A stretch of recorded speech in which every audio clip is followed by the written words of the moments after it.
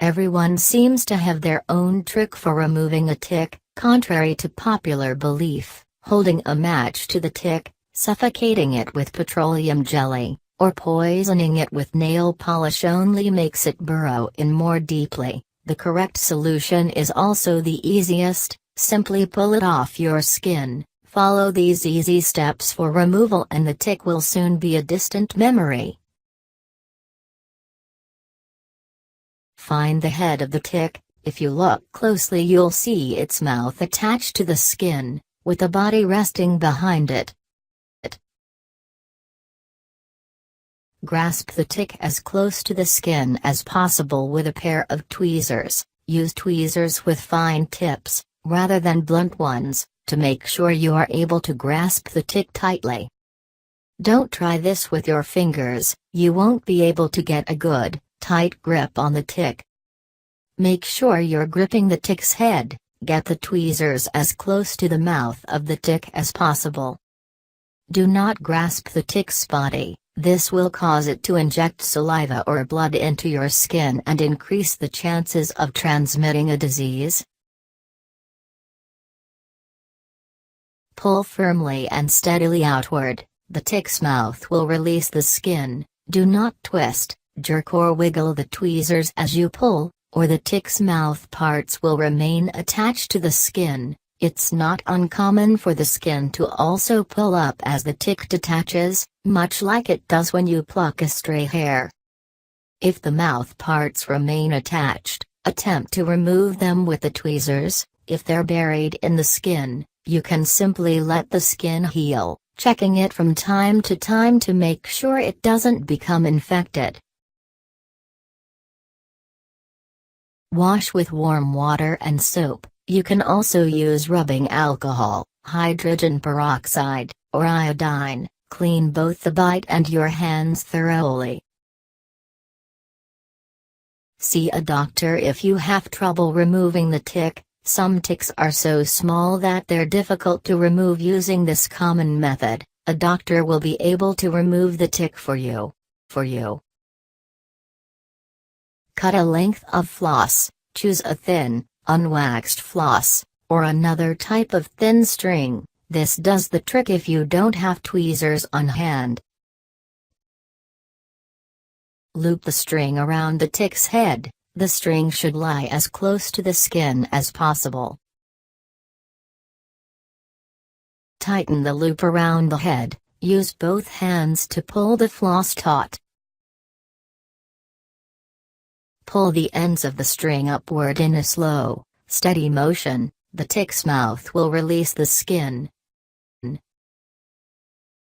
Wash with warm water and soap. Clean both the bite and your hands. Rubbing alcohol, hydrogen peroxide, or iodine can also be used to help prevent infection and the spreading of tick-borne disease. Slide a credit card next to the tick's head. Firmly hold the back of the tick in place. Slide the credit card along your skin and under the head. After a few tries, the tick should come out whole. Dispose of the tick properly. The tick will probably still be alive when you remove it. You can soak it in rubbing alcohol or flush it down the toilet to prevent it from attaching itself to you or your loved ones. Consider saving the tick for testing. If ticks in your area are known to frequently carry Lyme disease, you might want to save the tick in case you need to get it tested. Place it in a plastic food storage bag, seal the bag, then put it in the freezer. Find a lab that does tick testing and follow instructions for properly submitting the tick. Check the wound site for symptoms. In the weeks following the tick removal, check the site for signs that you may have contracted Lyme disease or another tick-borne illness. You'll need to tell your doctor when you noticed the tick, when you removed it, and what subsequent symptoms you notice. If you notice the following symptoms developing, see a doctor immediately.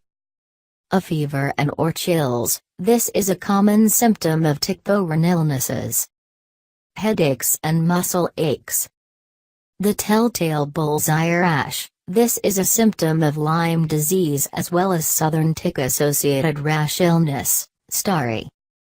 Any other type of rash, Rock Mountain spotted fever, RMSF, also carried by ticks, can cause a rash that does not look like a bullseye to appear. How a tick is removed is extremely important. Incorrect removal can result in the tick's mouth parts being left behind in the skin, compression of the tick's body, puncture of the tick's body, injury and irritation to the tick. Why is this a problem? Leaving behind the tick's mouth parts may result in a localized infection, which in severe cases can lead to abscesses and even septicemia. Compressing the tick's body may cause fluids, its saliva and gut contents, to be squeezed back into the bloodstream of its host, the person or animal it's attached to. These fluids may contain disease-causing organisms.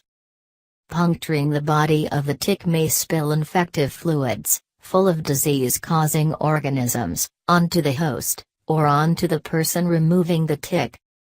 Causing injury or irritation to the tick may result in it regurgitating, vomiting, infective fluids into the host, potentially causing a serious infection.